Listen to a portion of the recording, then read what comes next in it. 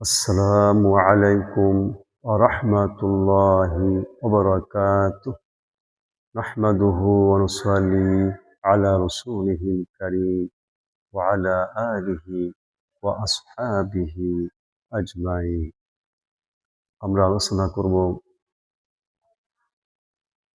কিতাবের কিছু অংশ তথা কোরআনের কিছু অংশ বিশ্বাস করলে আর কিছু অংশ অবিশ্বাস করলে তাদের পরিণতি কি হবে।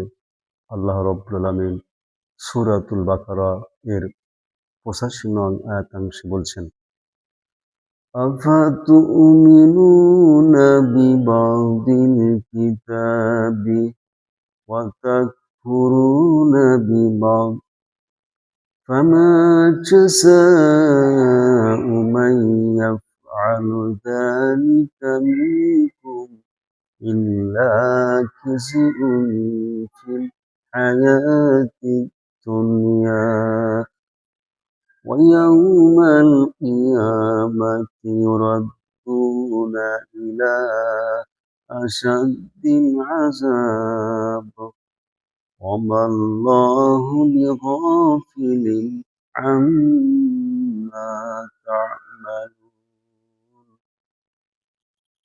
তবে কি তোমরা কোরআনের কিতাবের কিছু অংশ বিশ্বাস করবে আর কিছু অংশ অস্বীকার করবে?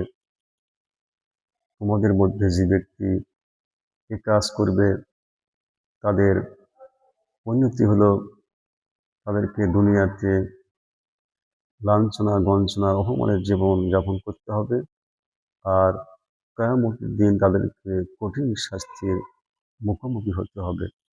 ওয়াল্লাহু বিগাফিলিন আম্মা তা'মালুন। আর তোমরা যে কর্মই করো না কেন সে সম্পর্কে আল্লাহ রাব্বুল আলামিন গাফিল নন। অর্থাৎ আল্লাহ পাক অত্র আয়াতে বলতেছেন, মুসলমানদের মধ্যে আহলে কিতাবদের মধ্যে যারা কি করবে, কোরআনের কিছু অংশ বিশ্বাস করবে আর কিছু অংশ অস্বীকার করবে।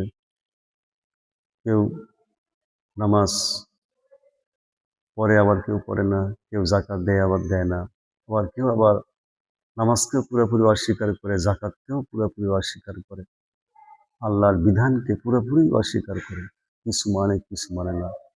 এদের পরিণতি সম্পর্কে আল্লাহ পাক বলছেন, তাদেরকে দুনিয়াতে কি লাঞ্ছনা গঞ্জনা যেমন দেওয়া হবে, আর পরকালে তাদের কঠিন শাস্তির মুখোমুখি হতে হবে। আল্লাহ রাব্বুল আলামিন আমাদেরকে তৌফিক দান করুন যাতে আমরা অত্র আয়াতের উপর আমল করতে পারি। আসসালামু আলাইকুম ওয়া রাহমাতুল্লাহি ওয়া বারাকাতুহু।